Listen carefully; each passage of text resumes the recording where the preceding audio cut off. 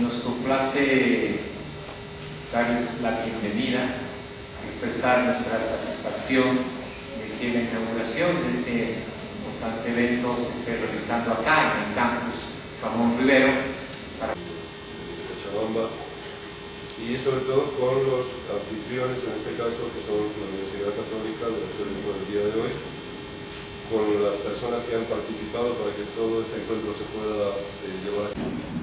Muchas gracias por esta invitación. Me parece muy importante participar de un congreso en el Parque de Estudio de Reflexión Montecillo. No lo conozco y tengo muchas ganas de conocerlo, así que mañana estaremos ahí. Me corresponde hacer una introducción a la psicología trascendental. Confieso que es un tema un poquito difícil. Pido disculpas si sale un poco más pesado de lo que esperan, pero tal vez si algunos tienen algunas dudas y toman alguna pregunta que quisieran hacer al final, o nos sentamos por ahí y hacemos un diálogo, incluso si hay ganas podemos hasta hacer alguna experiencia trascendental pero con los que quieran, para no aburrirlos más.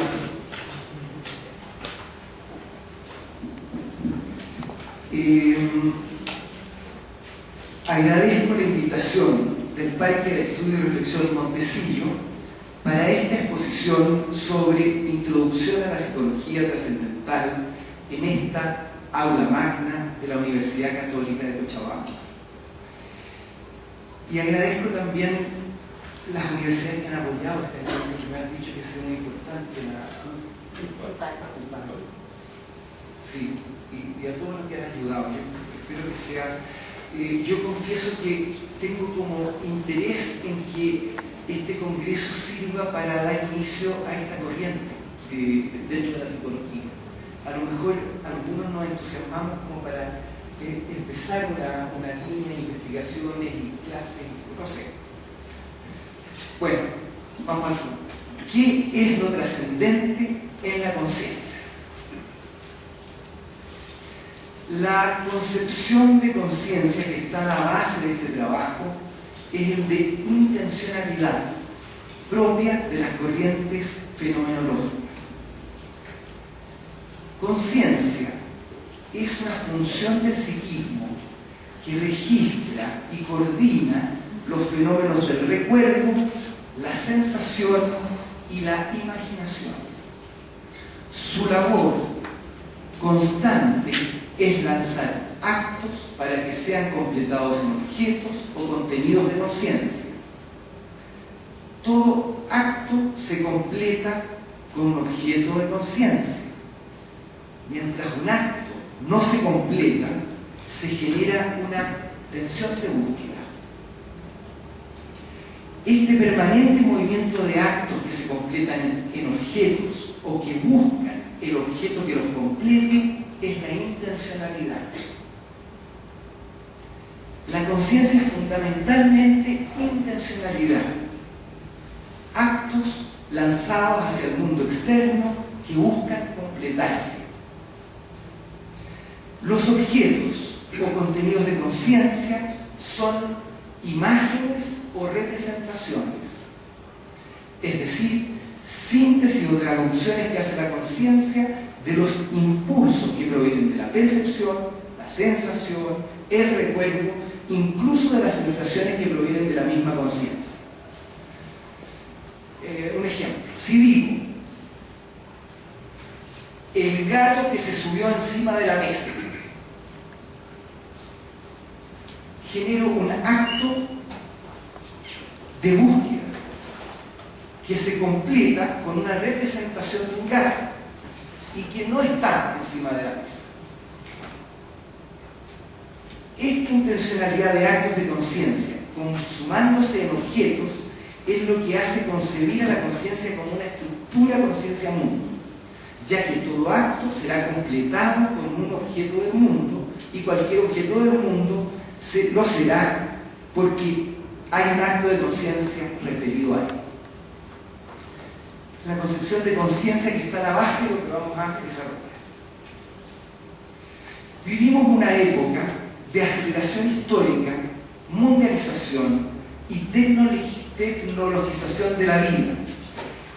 Y los efectos sobre la estructura psicofísica del ser humano requieren de una óptica estructural que comprenda el psiquismo en relación con su momento histórico. La adaptación a un medio deshumanizado a través de drogas, psicotrópicos o a través de terapias provenientes de la psicología o de corrientes espirituales no parecen disminuir el índice de ansiedad, angustia, pánico, depresión, suicidios, matanzas a mansalva o desbordes violentos de los poblados. Los efectos de la pérdida de referencia en el individuo frente a la desestructuración de las instituciones, ideologías y creencias parecen anticipar un cambio que se está avisorando mundialmente.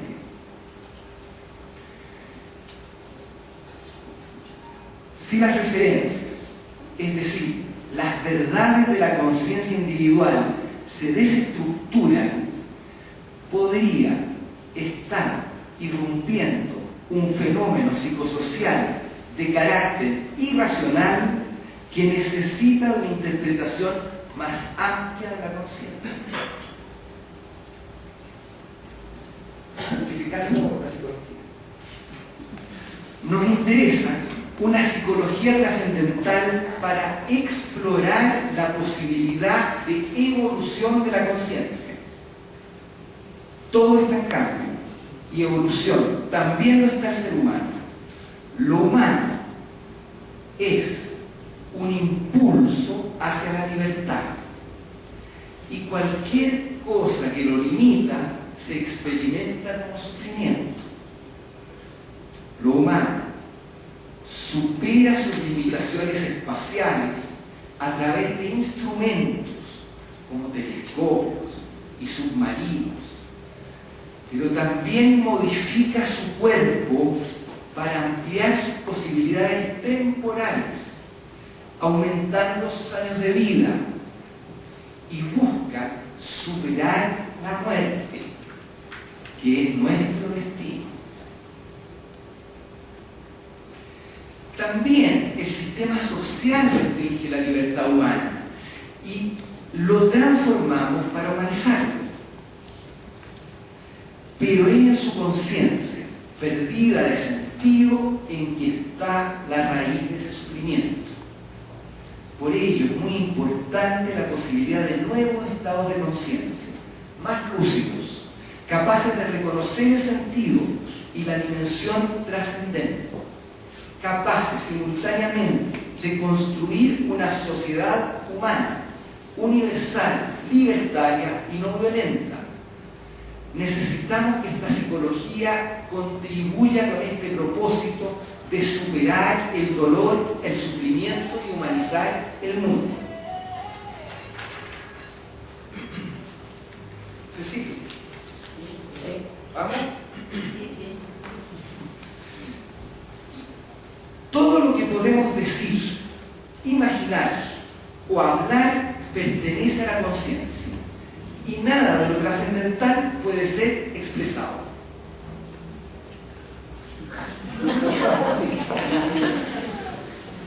Lo trascendental está fuera de lo representable y fuera de lo temporal.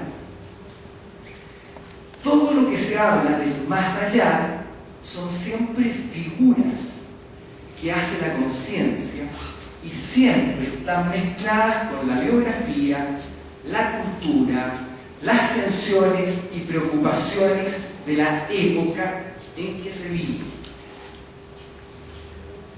A veces por accidente y a veces siguiendo determinados procedimientos, se nos presenta el mundo trascendental conmoviendo todo nuestro ser. Cuando eso sucede, cualquier palabra o expresión que usamos para describir lo sucedido no alcanza para abarcar. Solo podemos obtener las traducciones que hace la conciencia de ese mundo. Ese mundo trascendental parece estar en la base de la intencionalidad. Y son sus traducciones que en forma de representaciones movilizan la acción hacia el mundo cotidiano.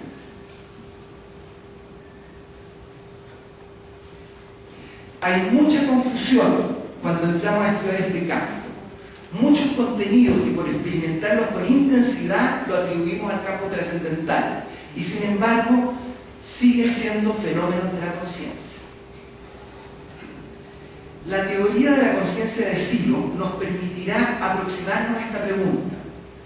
Esta teoría se coloca a una distancia de la psicología tradicional similar a lo que en física podría corresponder la distancia entre la teoría de la relatividad y la física newtoniana.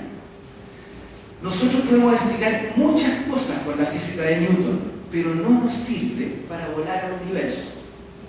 El modelo de la conciencia de Silo nos va a permitir abordar lo trascendental sin confundirlo con la magia y la religión y entrar en el fenómeno desde un punto de vista psicológico. Silo desarrolló su tesis en 1975 en la isla de Corfú, en Grecia, junto a una centena de sus discípulos provenientes de distintas partes del mundo. En esos trabajos se puso especial énfasis en la confusión del fenómeno trascendental con lo paranormal o con entidades que toman la conciencia y se interpretan como seres provenientes de mundos extrahumanos. Dada esa confusión, Silo recomendó trabajar en la normalización de la vigilia, desarrollar una atención sin ruido y una vida coherente.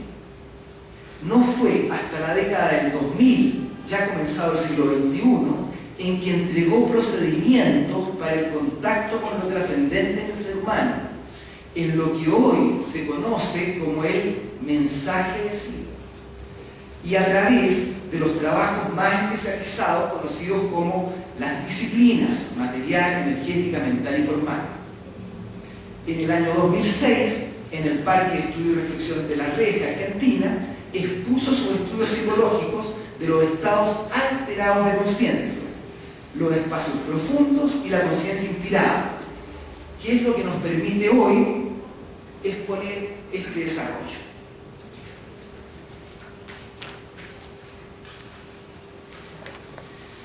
Pero necesitamos, para este desarrollo, hacer un breve rodeo que explique el funcionamiento de la conciencia y cómo la conciencia traduce sus impulsos. Voy a ser súper breve, yo, un poquito de atención, a ver si los logro transmitir. Breve resumen de psicología de la imagen. Los estímulos del mundo externo son captados por los sentidos del tacto, de la vista, del oído, etc. Pero también los estímulos provenientes del mundo interno son captados por una suerte de tacto interno, que son los sentidos de la senestesia y de la kinestesia. Todos los estímulos que captan los sentidos externos o internos son transformados por estos en impulsos psicofísicos. El impulso es el átomo mínimo de la conciencia y es la sustancia con que trabaja todo el aparato psíquico. También las grabaciones de memoria, los recuerdos, son datos que se entregan a la conciencia en forma de impulsos psicofísicos. La conciencia traduce y sintetiza todo este impulso en imágenes o representaciones. Las imágenes de conciencia no son solo visuales, también podemos representar una música, o la sensación tibia del café matutino. Lo que podemos reconocer en nuestra conciencia son las representaciones que ella ha producido. Esas representaciones están ubicadas espacialmente en un espacio interno de representación. La conciencia no solo traduce los impulsos en imágenes sino que además las ubica en diferentes puntos de un espacio interno de representación. Por ejemplo, si recuerdo lo que hice ayer,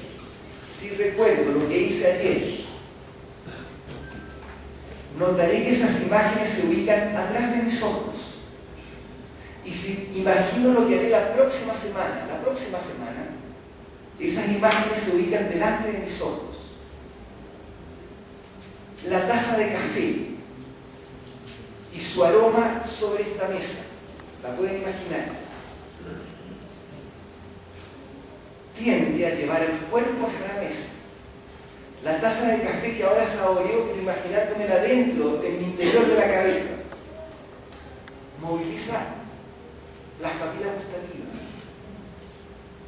La conciencia traduce los impulsos que provienen del mundo externo, interno y de la memoria en impulsos psicofísicos.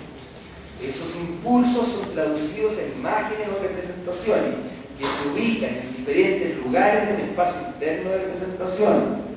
Esas representaciones son las que trasladan la energía psicofísica a los centros motores, movilizando el cuerpo hacia el mundo. Estas representaciones se ubican en una espacialidad interna, que es un espacio de representación, y según su ubicación en ese espacio, trasladan la energía hacia los centros motores o hacia el intracuerpo, movilizando el cuerpo o cumpliendo funciones de integración de contenidos y de acomodación interna. Esta traducción de impulsos en representaciones la realiza la conciencia en sus distintos niveles de trabajo, en sueño, en semisueño y en vigilia. Las imágenes en el sueño están emplazadas más internamente cuando soñamos. Las imágenes están internamente en el espacio de representación y son más plásticas y alegóricas, y en vigilia están emplazadas más externamente y adquieren forma cíclica y simbólica, además de alegóricas en los ensueños. Tanto lo que ocurre en el nivel de sueño como en vigilia son para esta psicología fenómenos de conciencia y no reconoce ningún campo de lo inconsciente, lo que modifica el esquema interpretativo del fenómeno mental respecto a otras escuelas tradicionales. Lo central aquí es que todo fenómeno de conciencia se traduce en representaciones, y esas representaciones se dan en una espacialidad interna, que dependiendo de la ubicación más interna o más externa respecto de los ojos, esas representaciones trasladan la energía psíquica hacia adentro del cuerpo o hacia afuera por medio de la acción. Si imaginamos ahora otra taza, imagina una taza, vemos la taza y podemos reconocer que hay algo que mira esa taza. Esa representación de la taza es reconocida por una mirada de la conciencia que observa a esa taza que imaginamos. Imagina la taza y soy yo que veo la imagen. ¿Sí o no? Ese yo está ubicado también en mi espacio interno de representación y a una cierta distancia de la taza imaginada. En el sueño paradojal o con imágenes, veo a mi yo actuando en el sueño. Voy en una canoa descendiendo por un río y me veo a mí mismo en la canoa. El yo se ha internalizado en el espacio de representación y puedo observarlo. Eso lo han visto en los sueños. ¿Me van siguiendo? Los perdí. No. Entonces en el sueño yo me veo a mí mismo en el sueño. El yo se ha internalizado en el espacio de representación y puedo observarlo, pero en vigilia ese yo se emplaza en los límites externos o táctiles del espacio de representación y no veo al yo, sino que yo veo al mundo. Así, el yo es también un contenido del espacio de representación y se desplaza por él. El yo es también una representación de la conciencia que confundimos como si fuera la misma conciencia. El yo es una representación particular de la conciencia que se configura por la sumatoria de todas las representaciones y sensaciones y recuerdos, más la posición de la atención. El yo cumple la función de dirigir una serie de actividades psíquicas, pero es de la misma sustancia que las representaciones, es decir, no tiene materialidad. En ese sentido, decimos que el yo es una ilusión, ya que nos da un registro de realidad, sin embargo es tan real como cualquier imagen de conciencia, como la taza tibia que acabamos de imaginar. Esto es importante para el estudio de lo trascendente, ya que si hay algo trascendente en la conciencia, de seguro no es el yo.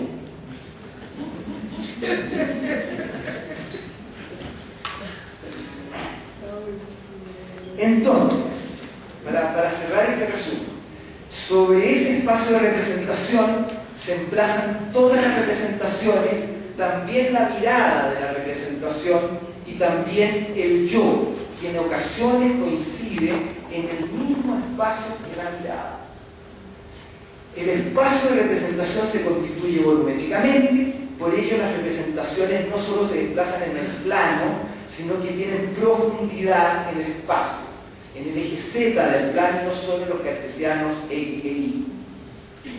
Entonces, hemos someramente dado cuenta de que la conciencia traduce todo impulso en representaciones, que esas representaciones se dan en una espacialidad y que gracias a esa espacialidad que las imágenes movilizan al cuerpo hacia el mundo, que hay una representación particular que es el yo, que también se desplaza en ese espacio de representación. Y por último, ahora agregamos que las distintas posiciones del yo en el espacio de representación nos denotan distintas estructuras de conciencia y distintos estados de conciencia. Fin del resumen.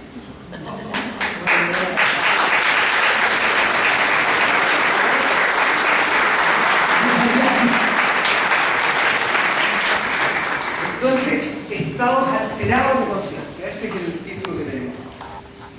Para continuar la investigación hacia lo que está más allá de lo representable, necesitamos diferenciar muy bien lo que son estados elevados de conciencia de aquellos que son oscurecidos, bajos o crepusculares. Para tocar lo que está más allá, trabajamos con estados alterados de conciencia. Pero desde esos estados alterados de conciencia queremos llegar a estados lúcidos y a una ampliación de la conciencia. Necesitamos esta dirección para progresar en el campo trascendental. Si no reconocemos esta distinción, la conciencia quedará tomada y prisionera de sus propios contenidos y creeremos que tenemos contacto con entidades extrahumanas cuando en realidad se tratará de nuestras propias representaciones proyectadas alucinatoriamente.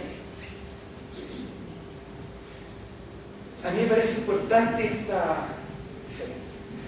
Reconocemos niveles altos de conciencia cuando ella dispone de sus mecanismos mentales, dispone de la atención y de los mecanismos de reversibilidad. Es decir, puede ir a la fuente del dato de memoria evocando los recuerdos y estos no se imponen. O ir a la fuente del dato perceptual sin ser succionada o sugestionada por un estímulo. Además, en estos estados más elevados de conciencia aumenta la capacidad de cotejo, de crítica y de autocrítica. Estos indicadores son importantes para distinguir un estado alto de conciencia de un estado bajo, de conciencia tomada por un estímulo o por una fuerza, o alucinada al haber proyectado un contenido interno y experimentarlo como percepción. La conciencia tomada es prisionera de una emoción o de una imagen o de una fuerza que a veces se proyectan alucinatoriamente y les atribuimos una realidad objetal más allá de lo psíquico. La alienación, el estar fuera de sí, la sumisión de los propios deseos o instintos son estados oscurecidos. En ellos se verifica la dificultad para dirigir la conciencia, ya que justamente esa dirección de la conciencia es la que está tomada por el punto obtenido. Nuestro interés en esta búsqueda de lo trascendente es la ampliación de la conciencia y de su libertad.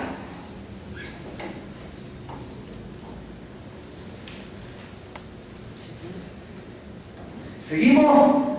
Sí. Los estados alterados de conciencia los clasificamos en dos grupos: los de conciencia perturbada, propia de los niveles bajos crepusculares, en los que la conciencia es tomada por una emoción o por una alucinación, y los estados de conciencia inspirada, en que la conciencia se reconoce a sí misma y a pesar de su fuerte conmoción, el fenómeno puede seguir evolucionando y los mecanismos de reversibilidad, de crítica y autocrítica aumentan durante la experiencia y en los días posteriores a ella, rozando nuevos niveles mentales. Son las distintas corrientes místicas las que han desarrollado procedimientos para desplazar el yo y alterar la conciencia. La técnica más antigua es el trance, y para producirlo se han utilizado distintos métodos de supresión sensorial, drogas, ritmos que apuntan a la sustitución del yo por imágenes que se identifican como seres divinos o como espíritus que reemplazan al yo habitual y toman a la conciencia produciendo fenómenos notables. Técnicas posteriores provenientes del yoga y de la meditación budista o corrientes devocionales de distintas religiones han logrado superar el trance y suspender el yo.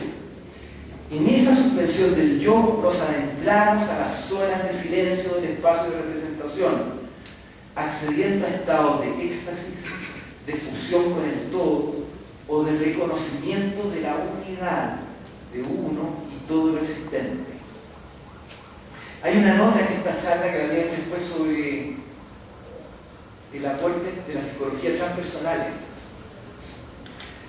Silo desarrolló un procedimiento de acceso a esta experiencia que es el contacto con la fuerza. Es decir, Silo desarrolló esta psicología, pero además desarrolló un procedimiento para tomar contacto con este mundo más profundo del silencio, que es el contacto con la fuerza. Este procedimiento permite avanzar en la internalización de la mirada hacia los espacios del silencio, aumentando la observación sobre sí mismo. Es súper importante. Aumentando la observación sobre sí mismo, más de a poco, pero más en la dirección que tienes que ir. Aprovechando la estructura del agradecimiento, del pedido y de la acción punitiva, la fuerza facilita la experiencia de lo trascendente a los conjuntos, sin chocar con sus creencias culturales y sin necesidad de que se hagan especialistas en el conocimiento de la mente.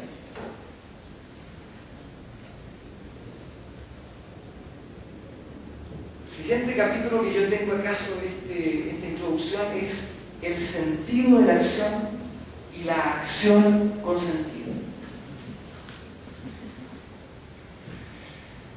La conciencia está lanzada hacia el futuro y todo su transcurrir, su presente, es grabado en la memoria, que es su tiempo pretérito.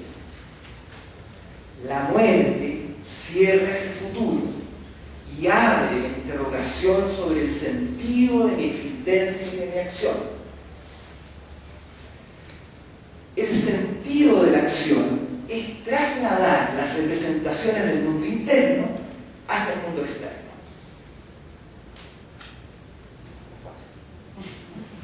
Pero la acción la experimento con sentido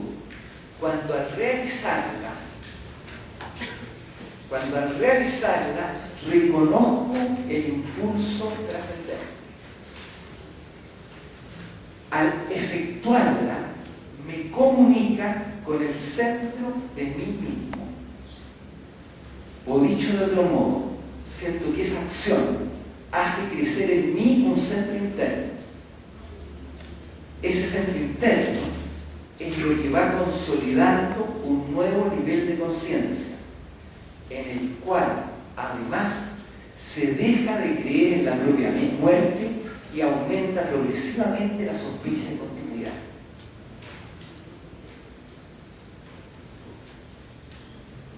La acción con sentido solo puede estar dirigida a los otros seres humanos, para quienes también su conciencia intenta traducir un significado profundo para trasladar al mundo. El otro es la libertad que busca manifestarse, es el amor que quiere expresarse, es lo irrepresentable representado en la existencia, es la sustancia trascendental traduciéndose en la vida para poder ser reconocida. El otro no es un contenido propio de mi conciencia, sino que deviene también en un significado de una profundidad, y su sufrimiento es el mío, y su liberación es mi liberación, y su sentido es el sentido de toda la existencia. Paradojalmente, la búsqueda de lo que está más allá nos ha conducido más acá cotidiano, en que lo trascendente es actuado en cada encuentro con el otro, en cada acción válida que busca la liberación del otro ser humano. La acción entonces se experimenta con sentido en el encuentro con la libertad del otro, con su liberación y con su humanización.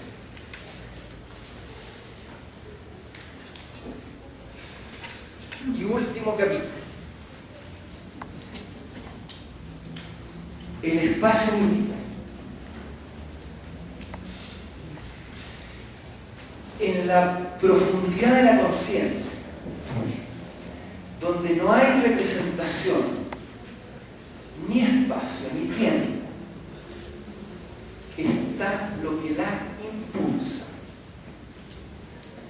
Un acto sin su objeto, algo que busca fuera de sí misma y no encontrará reposo en ninguna percepción, en ninguna imagen, en ningún recuerdo, algo que no existe y tiene que construirlo, y esa construcción es su proceso, su historia, su vida, su sentido.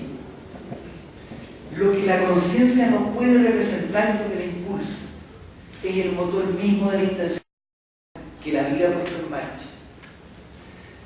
De ese mundo tenemos noción por desplazamiento del yo habitual y por suspensión del yo. Son los estados inspirados en que reconocemos la libertad, el amor, la compasión, la belleza, que conmueven a la conciencia que lo experimenta.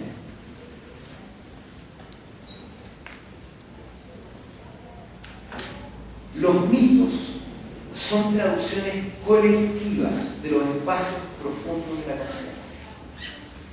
Traducen ese impulso trascendente, compensando el sistema de tensiones de una época, de un pueblo, de una cultura. Esa traducción plástica da orientación a pueblos enteros. Cuando el mito está operando no se lo ve, pero guía las conductas de los conjuntos humanos.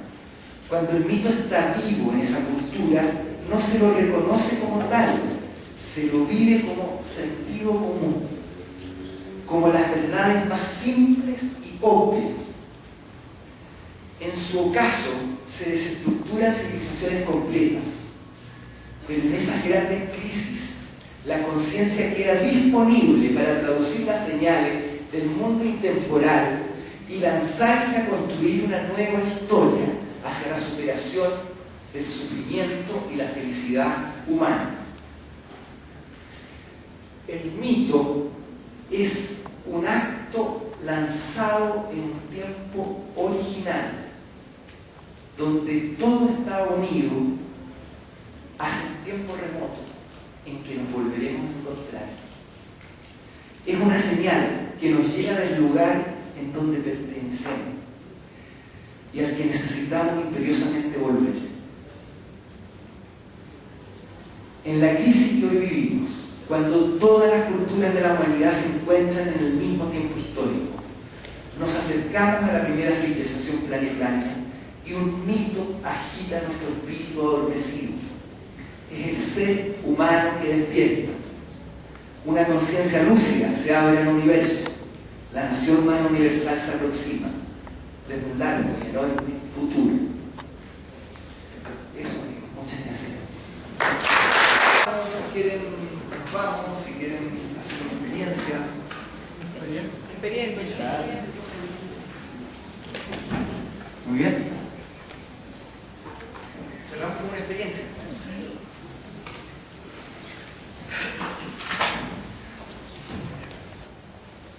Y que ese contacto con la fuerza poco a poco nos puede conducir a estos espacios de silencio, a los espacios que están más allá de la representación.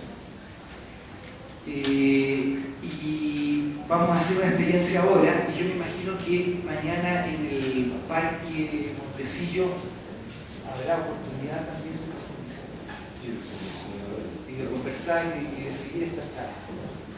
Y hay varios talleres que profundizan este tema. Vuestra mente o mi mente está inquieta, sienten la situación de su mente, a lo mejor preocupada por lo que va a pasar, sienten inquietud. Siento mi corazón, mis emociones, y siento mi cuerpo. Y mi cuerpo tiene sus tensiones, las observo y aflojo, distiendo mi cuerpo, mi corazón y mi mente. Un poquito. Aflojo mi cuerpo, mi corazón y mi mente. Y entonces imagino en lo alto una esfera transparente y luminosa que baja hasta la altura de mis ojos. Y con esta fuerza que hemos recibido, concentramos la mente en el cumplimiento de lo que necesitamos realmente. Meditamos brevemente en aquello que necesitamos realmente, verdaderamente, y concentramos la mente